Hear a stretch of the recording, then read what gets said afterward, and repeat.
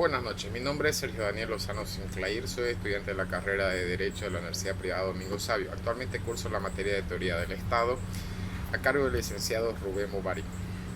En esta ocasión me toca dar un punto de vista de los aspectos positivos y negativos de la Revolución del 52, pero antes me gustaría dar una pequeña introducción a la Revolución del 52 para que así podamos estar un poco más al tanto de lo que le estoy hablando. La Revolución del 52 fue un periodo sumamente histórico para el pueblo boliviano, en el cual gobernó el movimiento nacionalista revolucionario con las siglas MNR, a la presidencia del señor Víctor Paz Estenssoro y Hernán Siles Suazo. Los orígenes que llevó a la revolución en Bolivia tienen como causa la depresión económica que padeció la nación, la derrota de Bolivia en la guerra del Chaco, la corrupción de los partidos políticos tradicionales, la explotación minera manejada de forma arbitraria por tres grandes empresarios que pertenecían a los señores Patiño, Hochschild y Aramayo.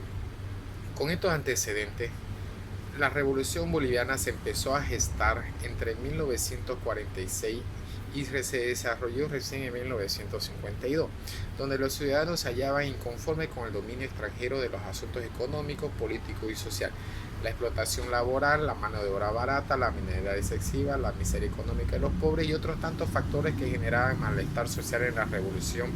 Dio nacimiento al ampliado de cobertura de derecho de voto al Bolivia, la nacionalización de las minas, la fundación de la Central Obrera Boliviana, la disolución y reforma de ejército, la distribución de tierras en el año 53 y en el año 55 se aprobó el nuevo Código de Educación que buscaba ampliar la cobertura de la educación en el campo, buscando castellanizar al campesino. La revolución refleja en cuatro medidas esenciales, que es la nacionalización de las minas, el voto universal, la reforma educativa y la reforma agraria.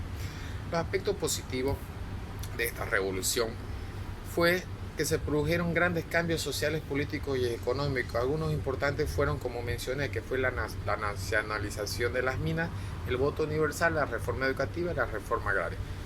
Por otro lado, la repartición de las tierras significó una de las transformaciones destacadas para la población en general. Se terminó el control que ejercía el Estado sobre los recursos naturales y la economía boliviana. Otro de los logros de mencionar es que la población indígena y las mujeres tuvieron voz en la escena política y voz en la escena social. Las tierras pasaron a manos de las personas que lo trabajaban, y en la cual nace la clase media. La clase que dominaba el país era la clase dominante y la clase baja. Y como revolución nace la clase media. Dejan de ser esclavizados los indígenas, ya no trabajan una porción de tierra y por un salario mínimo, sino que trabajan para su propio beneficio. Antes del 52, la agricultura estaba concentrada en manos de los grandes propietarios o terratenientes. El campesino dependía totalmente de los hacendados y cultivaba una pequeña parcela de tierra a cambio del salario mínimo o solamente por la alimentación. La minería principalmente fue de ingresos.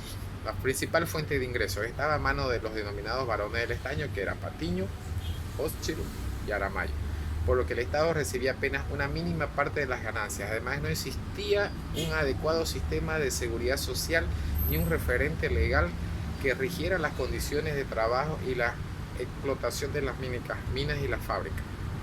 Tampoco existía una infraestructura caminera que permitiera la articulación de los departamentos del país, sobre todo con el oriente. Las clases sociales estaban bien marcadas, con la clara ausencia de una clase media.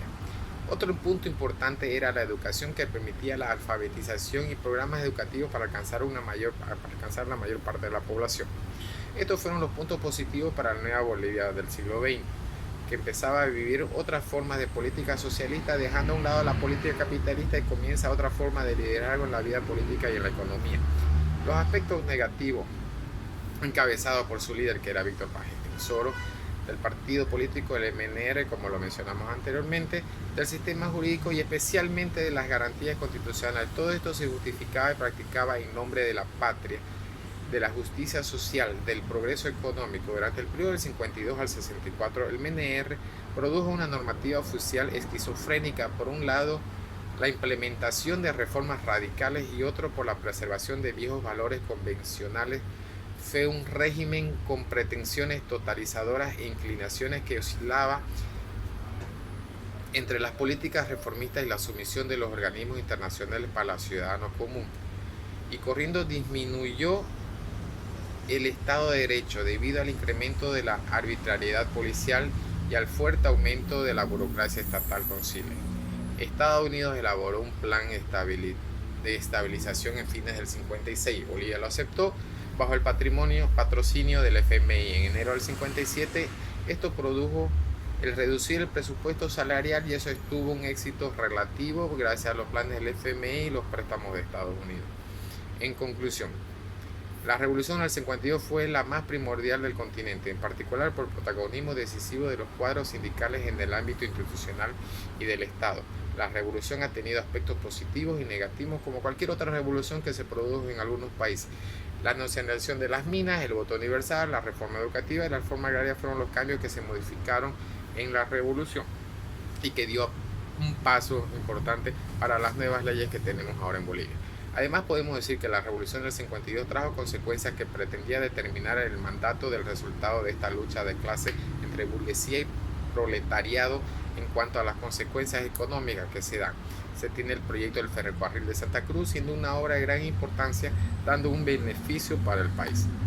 Del mismo modo, se da inicio de la construcción de carreteras que uniría Santa Cruz con el departamento de Cochabamba, que se realizó en los años previos a la Revolución Nacional, pero luego se logró adaptarla como un plan de gobierno revolucionario, dando el beneficio único económico a un país y a un desarrollo mayor.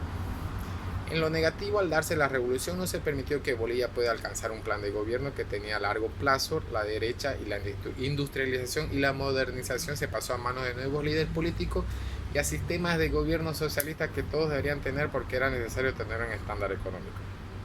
Prueba de ello que Bolivia más adelante pasa a una crisis económica que tuvo que acudir a Estados Unidos, y el FMI, para salir de la crisis de Bolivia, acude a préstamos del Fondo Monetario Internacional, donde ya conocemos cuál es